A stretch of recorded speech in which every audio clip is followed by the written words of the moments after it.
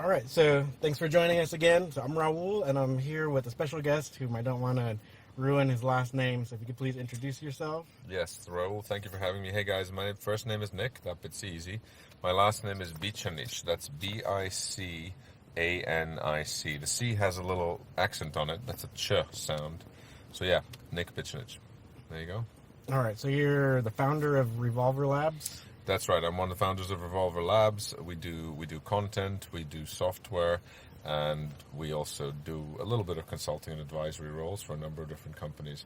But the focus of what we do is frameless media. So I believe you had a question about that. Yeah, that's the big question, because I've seen like over the time, they're like, at least from what I've heard, right, that 360 video was really popular. A lot of people were trying to do it, and then it kind of like chilled out. But I think people don't understand this idea of frameless media, right? And so you use that term. Also, the Oscar-winning director Alejandro Iñárritu also mentioned the dictatorship of the frame, where people are just merely spectators. But if you go frameless, you can really become part of the action in a way. So do you have any thoughts about, or can you kind of elaborate on your whole idea about frameless media? Yeah. So there's a couple of different reasons why I use the frame. And first and foremost, perhaps, I don't know if it's about foremost, but it's definitely one of them, is vocabulary is very helpful when you're working in a new medium, such as whatever you want to call it. We'll talk about the names later on, whether it's 360 or VR, MR, AR, XR. There's no real understanding of exactly what this stuff could and should be called. But we're dealing ultimately, we have a problem because not only do we have to communicate a story to somebody, whether it's a potential investor or a partner or a friend or a consumer, at the same time as we're having to actually communicate about how this medium works. And that's one of the reasons why I find vocabulary quite important. So I use frameless because, to me, immersive isn't specific enough. So, for example, yes, immersive media is something that a lot of people call it because you get immersed into a story, either emotionally or physically, or in some cases both. But a good book is also immersive. So if you just say immersive media, well, a good book or a good piece of art or a stage play, theatrical performance, those can also be fascinating and immersive stories, because the skill, the immersion in the story is not a feature of the medium. It's a sort of feature of the storyteller's skill. So that's one of the reasons why I avoid immersive. Spatial is an interesting idea. The reason why I like frameless is for very similar reasons to Alejandro Iñárritu, I imagine, because I look at the evolution of storytelling, which, of course, from when we were drawing pictures on cave walls, all the way through to stage plays, black and white film, music videos, commercial, and everything that evolved the pacing and the structure of montage and mise-en-scène that we know today. We have very often operated within the constraints of a frame. Let me describe what I mean by that. I don't just mean the frame as in a 16:9 rectangular box of a certain number of pixels that either gets projected or broadcast on your TV. I'm talking about the notion of a physical separation of where the story takes place and the audience that's passively sitting there not being able to do anything about the story but passively receiving it. So in that sense, anything that we do that expands that box is frameless. Where you start talking about, where the confusion comes in some cases is the audience actively participating in this story? For example, let's talk about, just really briefly, the notion of so-called 3 degrees of freedom, which means rotation, usually, so rotation about 3 different axes, pan, tilt, and roll, or 6 degrees of freedom, which means translation, so you can physically move your own position, as well as rotation. So 3 axes of translation, 3 axes of rotation. There's your 6 DOF experience. Even if you're physically able to move within a scene, I think that things don't fundamentally start to change until you can alter the story. So from my point of view, so long as you are observing a story that's taking place, you are in very much a traditional style of story. The traditional style of story happens to take place in a frameless environment. So that's one of the reasons why I pick that. I actually think that no, whatever discussions I have or whatever creative thoughts I'm having, whether it's for independent original content or whether it's for working on client-related work, it always starts with the story first. What is the emotion that I'm seeking to allow the viewer to experience in multiple different ways? Emotions are rarely simple. I mean, sure, I'm really thirsty. I get a bottle of fizzy water and I open it and I get a small amount of joy. This is a very, very simplistic emotion because I'm satisfying my thirst and the feeling of the bubbles on my tongue feels great.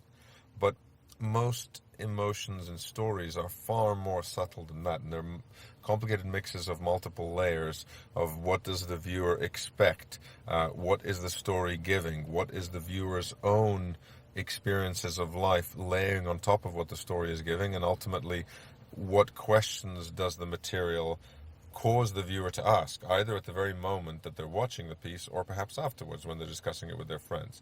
So for me, it's always story first, emotion first, and we figure out how to make these tools enhance our capability to tell those stories. So yeah, sorry, very long answer, but hopefully not all of them will be quite that long. But by all means, like if any of what I say kind of spins you off in a different direction, cut me off and No. Well, actually, I kind of want to bring it to Cupid. So, what one of your latest projects, it filmed in 360, but I think it works both, like on the frame, like with regards to, like, say if you view it on the screen of your smartphone, it just seems to work because you do what a lot of people are saying you shouldn't be doing in 360. You add a lot of cuts. You change the orientation of the point of view for the viewer. But it still seems to play on a screen. If I don't alter it, if I don't move my phone, it plays as though like a normal framed movie. What kind of makes what you made different, or like how would you put it? Because I mean, personally, I really like it, and I think, and I wish that more people would view it this way or view filming this way. So I'm very glad you brought that up, and I appreciate. Obviously, it's always nice to hear feedback from audiences in general. But when it's very positive, it's even nicer. So thank you for that. But I took a view that as I was mentioning before, I can spin off of that, is what I felt important was story. And to me, I mean, it's not just to me. In general, stories that involve dramatic narratives tend to have a few very, very simple things in common. Namely, they have a story, a character, plot, and pacing. And I find that first of all, I'll get back to my point, but first of all, I find it unfortunate that a lot of people are starting to, have been for a while, suggesting that there are rules as to what you can and can't do in 360. I understand the nature of the original set of comments when the tools were extremely primitive and the cameras were extremely cumbersome. It was very difficult to, if you moved the camera, to if you didn't have millions of dollars to spend on post-production, you would end up with material that could make the final viewer slightly nauseous. And because of that, there was this sense with the people who did this, for the early pioneers in 360 video, they just kind of went, right, we don't move the camera. And that rule, even though it was helpful given the technology limitations of the day when the rules came up, has stuck around for way too long, and many would argue that it's still here. You don't move the camera very much. You also don't cut, because if you cut wrong, you can disorient people. For example, imagine a very, very common film style cut, traditional film. You have two characters had an argument, they're in the room, and one guy just screams obscenities, walks out the door, and slams the door behind him. And imagine that you're cutting from the slamming of the door handle that you see, because the guy yanks the door and the door slams. You're cutting from a close-up of the door handle slamming, and you cut straight to that same guy, but the camera's looking right at him, and he's traveling at 100 miles an hour, and he's really, really angry, and he's driving in the car. In traditional film, we have no problems with such a cut whatsoever, because we get, okay, the guy left, it's a transitional cut, he's going to somewhere, and now we sense his emotion, we sense his speed, we can probably see what kind of context the car is in. Is it on the freeway, is it on a country road? And so we can keep going. But that language was not there from the very beginning. And if you look, you don't have to look too far in film theory and film history to understand that the language of montage, the language of editing evolved. In the very early days, people had real problems with it. So, for example, the prototypical story of inexperienced audiences when they were first shown film of a train traveling towards the camera. They all started jumping out of their seats because they were freaked out because they thought they were going to get hit by the train. They just weren't used to consuming media this way. And I think that pacing is extremely important because first-person POV experiences have the distinct danger of being very slow and boring. So in life, when I watch a movie, a traditional movie, I can easily go on a character's journey that lasts, I don't know, 10 years in real life hours. But in a movie, I'll see that thing in an hour and a half. In a short film, you can see the exact same thing. You see a character's life compressed into 4.5 minutes. It is impossible to compress time without cutting. Well, I shouldn't say impossible. It's very hard to compress time without cutting. So I find that cutting and pacing is a key part of compressing a story, which is why I set out early on to try to understand how we would edit in this space. And I came up with a concept that I refer to as the arc of attention. The idea with the arc of attention is we know, because it's biology rather than some sort of software or analytics intuition, we know that humans don't see in 360 degrees. Our eyes see approximately, including peripheral vision, about 170 degrees. We can only really focus sensibly on about 40, and we can only sharply focus on about 15 degrees. Now, our eyes are incredibly quick. Even without moving my head, I can move my eyes and take in a scene very rapidly, and my brain constructs what it needs to. However, guess what? We can hear 360 no matter what. So I know the question wasn't about that, but the role that audio plays in a story is just as important as the video. In fact, arguably more important in some cases. But the bottom line is, our eyes, when we're just walking around, now we're sitting in a car, but we could be, because it's raining, which is rare for LA, but we could very easily be walking from point A to point B, interacting with other people, and in no point are we looking behind ourselves, because most of the interesting stuff is happening in the front. So because if you think about biomechanics and you think about how people move, and the fact that when they're consuming your video, they're probably not sitting in a spinning chair at a VR film festival. They're probably just looking at it on their phone at home, or possibly sitting on their sofa in their living room with a Gear VR. It stands to reason that you can edit if you are careful about obeying the principle of the arc of attention. The idea being, there's a blog post about this, which I'm sure we can add in as a link, but if a match cut occurs within the arc of attention and there is an emotional or a practical physical anchor across that arc of attention, a match cut can work in 360. It's a little bit like when it's the reverse of a magician. When you watch a magician, the magician performs a trick. For example, they're palming something in their left hand, but they're doing something with their right hand to distract you. So you look at the right hand, so you miss the trick that's happening in the left. This is the other way around. As a storyteller, if you want to do rapid cuts in 360, you have to be very conscious of where you're pulling people's attention to, because otherwise, if you're not, you can disorient them. So going back to my story of the guy who slams the door and we cut straight to a fast-moving car, if the audience member is looking at the ground because something has drawn his attention to on the ground, they're going to be really confused, because instead of cutting from the slamming door to the person's face and the emotion that helps you bridge the cut, what instead they'll be doing is cutting from the floor of a living room to the bottom of a car, which is going to be very odd because they won't know why that happened. But a lot of people who criticize cuts, I think, are not actually good viewers. What happens is they're VR professionals who get obsessed about looking at where the stitch lines are, or how exactly was this made? How did this person do the post-production to remove the rig? That is not how normal consumers will watch a piece of media. They will just watch it and they will try to feel the story. So I 100% think that the 100 years of development of story are not wasted. 100 years of development of story are anything but. They've taught us a lot about how stories can be constructed, and I think it's important to pull as much from traditional film narrative as we will do as these 360 experiences become more and more interactive. So you got to pull as much from film as you do from video games, as you do from understanding of how human bodies work. Now, how uncomfortable is it for me to turn my shoulders when I'm sitting down past this point? If biomechanically I can't turn when I'm sitting in a seat, why would you put things behind me if you assume that the overwhelming majority of the audience is going to watch stuff sitting in a seat? Sorry, I answered like 20 questions in there, but I hopefully it's useful information. Oh yeah, no, it's really great. Also, too, yeah, you mentioned sound, which is what we're finding out is like could be even more important than what we're seeing, right? How did you guys mic like Cupid? So sound, it's interesting because it's both more important and it's harder, oddly, than video. So I don't know if everyone who's listening to this knows this, but I'll repeat it really quickly just in case.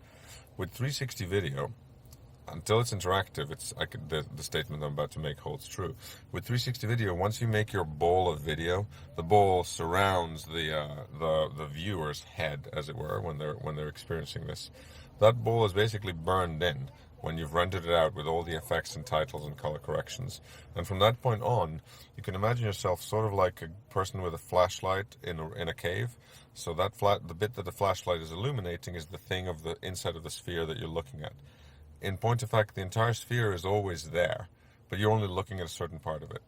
That's how video works in 360. Audio doesn't work that way.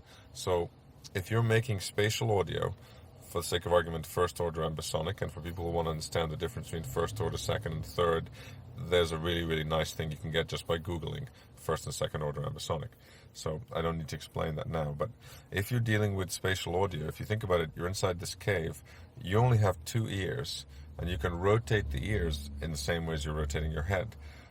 When you are rotating the ears, a system has to, in real time, change the sound that your left ear is hearing and your right ear is hearing for your brain to correctly construct a spatial picture of where the sounds are coming from. That is not easy to do, because in the same way that video is a ball that's, once it's made, it's always there, and you're just shining your flashlight in the cave, as I said, the audio is always changing. Every millisecond, the system that you're using for playback, whether it's a mobile device or an HMD, has to, in real time, down mix the multiple channels of spatial audio to stereo on an ongoing basis. It's not a trivial thing to do, but the answer to the question you asked, which was how do we do that, you do not just take an ambisonic mic, stick it into a scene, cross your fingers and hope for the best. You certainly do that as a part of your mix, because it's going to give you a very nice base layer of a spatialized environment which you can build on top of or sometimes use to inform the artificial stuff you're adding.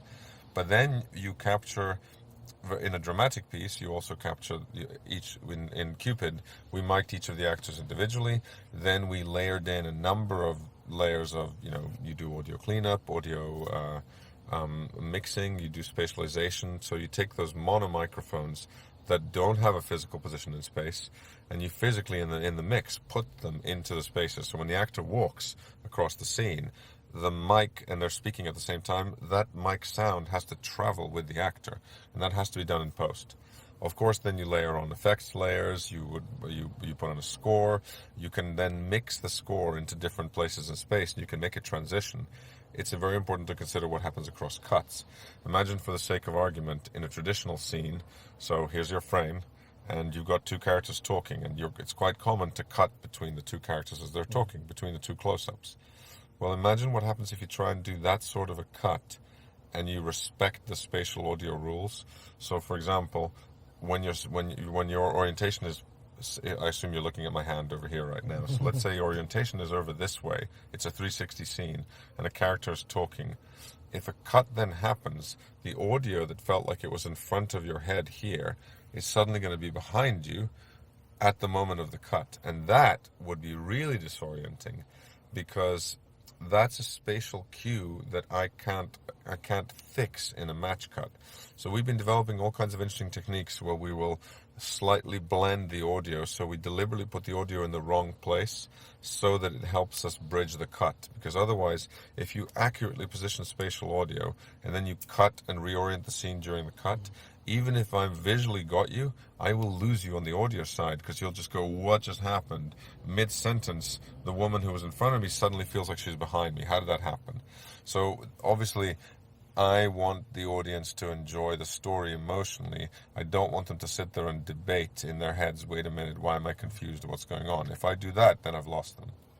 But I think in Cupid, what happened there too, it's like, say in the desert, when you had the two characters speaking together, when they had the dialogue there, I don't think, at least I don't remember you didn't really do close-ups on them. You actually think you did more kind of like medium shots.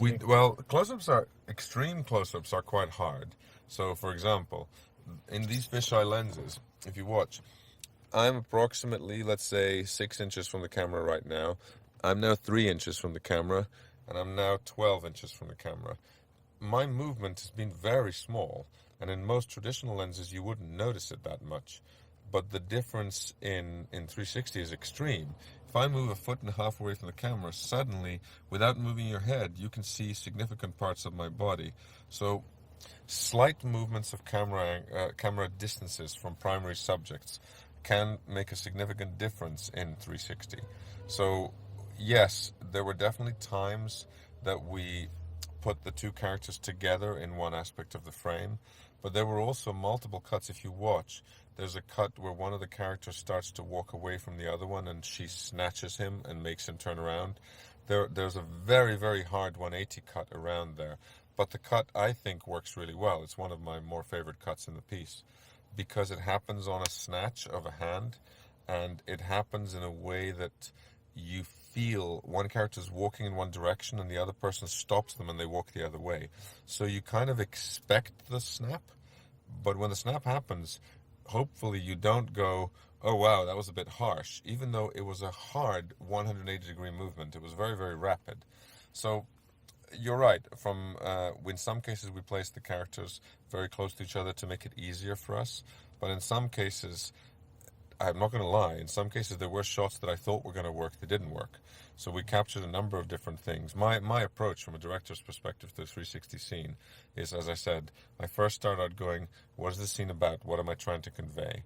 Then, if you wish, I get my safety master, which is, let's put the camera 3 feet away from all the action, not move the camera at all, capture the whole scene, let's go.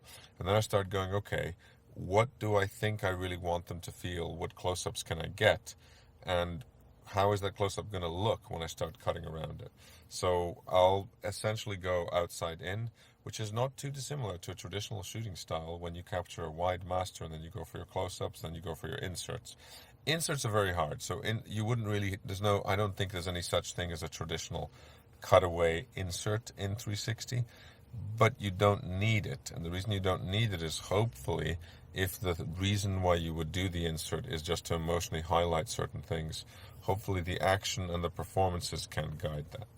Okay, so this whole time we've been kind of speaking about the cinematic aspects of Cupid, but then with the rise of 180, you might get people who'd be like, well, you did all this, but why don't you just cut out the whole other half of the screen there that would be visible? No, it's a really good question. So should I mention briefly what 180 is for people who may not know, or do you want to just assume that? Why don't you talk about that actually? Yeah. Okay. So say taking this camera that we're using, where it's two lenses, and so you get a whole 360 bubble. So if we turn one off, then you have a 180, and then you wouldn't say if we turn off the camera you're looking at me at I would just be gone, and you'd only see that. And then so if you tried to scroll around, say if you watch this on your cell phone. If you try to scroll around, the picture would move, and then all of a sudden you'd hit a border where you cannot move it anymore. Or sometimes people might put a logo there or whatever. So that'd be the difference between being in the whole bubble or just half of it. So the question, that's a great summary. The question about whether or not to shoot 180, what does 180 mean? It's worth taking a slightly higher level view as to what's happening in the industry. 360 is not easy to do dynamically. It's obviously fairly easy without moving the camera to buy a, let's say, $300 or $400 piece of equipment and stick it somewhere and just turn it on and cross your fingers and hope for the best. But we as audiences have grown to expect Black Panther or Baby Girl. I mean, we've grown to expect a certain, sorry, not Baby Girl. Why did I say Baby Girl? I meant Lady Bird. There you go. So we've grown to expect a certain kind of immersive storytelling, and this time I do mean immersive in terms of the way in which Hollywood knows how to pull you into the story and make you really feel for the characters. And we've grown to expect something that is not satisfied when we just watch a single 360 piece with the camera not moving. So you start moving the camera around, you start doing various different dynamic things, you start spending more and more money on getting the sets and the talent and the stories that we demand, and you realize that it gets incredibly expensive. The moment you move the camera around, simply removing the shadows of the camera rig or the rover or the drone that the camera is physically moving around on, essentially every frame becomes a visual effects shot. And that is something that most indie budgets just cannot take. So a number of people sat there and they thought, okay, how are we going to move this medium forwards in a way that's actually affordable? And coupled with the fact that it's affordable is the fact that it's true that a lot of people simply do not look beyond the front half of a 360 sphere. So it should also be worth pointing out that 360 mono is or at least an order of magnitude less expensive to produce than 360 stereo. So the camera that you're seeing this on right now, as Raoul mentioned, has two domes or two half domes. You put it together, you get your 360 bubble. You try and do 360 stereo, suddenly the camera rigs become significantly more complicated, way more data, way more complicated post-production. To get stereo, the kind of sort of is okay. To get really nice stereo, yeah, add another like a couple of $100,000 to that and you have really nice stereo. Most people can't afford that. So the idea with 180 is, number one, it's cheaper to produce. Number two, it's a far faster and by association less expensive way to get clean, comfortable stereo. And then number three, statistics indicate that a lot of people don't look beyond the front part of the sphere. My overall view is that there are very good things and possibly bad things about this. What are the very good things? Well, the very good things are it is much easier to make. You take a 180 camera with two lenses side by side like this, you stick it down somewhere and you push record, you come back 5 minutes later, you look at the footage and you essentially have stereo material that's very comfortable stereo that you've made with almost zero post. No stitching, no rotor required if you position the rig correctly, and you have a 360. You have a quote unquote stereo experience that you can look around in. But as Raoul pointed out, if you look too far, you see black. And here's the problem. Here's your half of a sphere. Imagine it drawn in front of this part of my hand. And yes, it's true that if you look forwards in 180, you don't turn much at all, you won't see black. You will see comfortable stereo. But the moment you turn even 20 degrees, the amount that you can see and allows you to then see the black in your peripheral vision. And that can be problematic if you're trying to immerse somebody in a story because you're basically constantly reminding them that there is an edge to their story. Nonetheless, I think that the fact that you can do very comfortable stereo and the fact that you can produce this without stitching and essentially reduce the post cost not to zero but to something that much more approximates traditional post dynamics. In a traditional post-production dynamic, the amount of budget that you spend on post, depending on how heavy visual effects the movie is, on average sits at around 10 to 15%. If you look at a traditional 360 video, you're looking at about 60%. I mean, sure, it's lowered a bit because the tools have gotten more sophisticated, what with the advent of things like Mystica VR, but it's still a ridiculous amount of money that's being spent on post. So many productions and many creative people, many of whom probably read this or watch this, are crippled because they just can't move forwards. They can't just pick up a camera and go and shoot it indie style like you would if you were trying to do a small indie movie that you're looking to maybe submit to a film festival. You can certainly do that with 360, but if you do it, you can't kind of pretend to be a big boy because it's too expensive. You can't afford the nuke license, you can't afford the rotor artist, so you sort of cheat and compromise, and then the stitching doesn't quite look right, and then you get let down by the tools. It's 180 is very much an equalizer. It allows people to start to dabble in more and focus on the storytelling aspect, takes the technology and the post-production out of it. But I obviously have some concerns of what this will do to stories when you get thrown out of them unnecessarily. But yeah, I'm very, look, it's also exciting to see Google and Facebook pushing very strongly in this space, because no matter what, if people aren't making material in 360 because it's too complicated and too expensive, then the medium, it may not necessarily die, but it'll certainly atrophy significantly. We need people to keep pushing and keep learning. So from my point of view, I don't really care whether it's 180 or 360 or AR, VR, MR, XR. It's all moving us towards the fundamental end goal. I think there's no question that the future of computing lies beyond the screen, and we're all just sort of playing in the dark, trying to figure out what are the rules for this new generation of computing. What are the UX rules? What does a video game look like? What does a movie look like? What does a commercial look like? We haven't even talked about AR and what that does to experiences. But so I welcome any addition to the technological tool set, and in this case 180 is one such addition, that allows not just me, obviously, but everybody, that allows everybody to pile in and try and do stuff. Don't get me wrong, a significant amount of stuff that gets made is and will continue to be complete garbage. But that's okay, because, you know, we need to, what's the phrase? We need to kiss a few frogs before we get the prince. We need to figure out what the hell we're doing. But I think the important thing is not to get too caught up about the technology and what we're doing, and focus on the emotional side, and everything else will follow. Yeah, and in a way, it made me think of, like, say there's a big budget, like traditional movies, but then now you're seeing people like making really good quality stuff off of their cell phones, and you know, so it's like, yeah, we think we do need people who are just trying to use the technology, trying to get used to it, and then we'll probably see a lot of great media come look out. at this. So you can't see what camera this is being shot on, but it happens to have, maybe you'll have a link in the description, but it's two lenses back to back.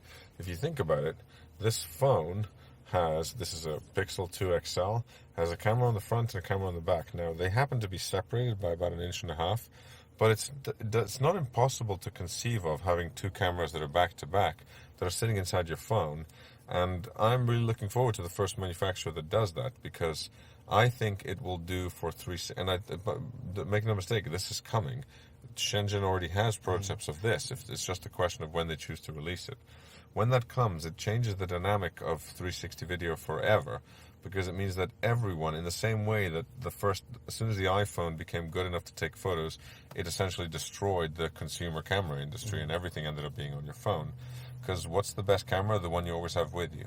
And I think the same thing is going to happen with 360 video. There's going to be a massive explosion in user-generated content, which in turn will kind of drive the aspects of adoption of the medium, as well as the storytelling skills of everybody who's been experimenting in it. So my biggest overall takeaway is just keep playing with whatever's out there, and try and make stuff that you actually enjoy. But yeah, please do not worry about rules like don't move the camera and don't cut. Do whatever you like, but of course, be your own critic. So watch the stuff and don't pat yourself on the back and go, woohoo, I made a 360 video, aren't I great? No, look at it and use the same rules as you would. If you're trying to make a music video and you watch another music video and think it's shit, it's probably because it's shit. I mean, of course, everyone is an armchair critic, including me. The point is, try stuff, and if it works, that's great. If it doesn't work, learn from it and do it differently next time. And yeah, that's my kind of takeaway.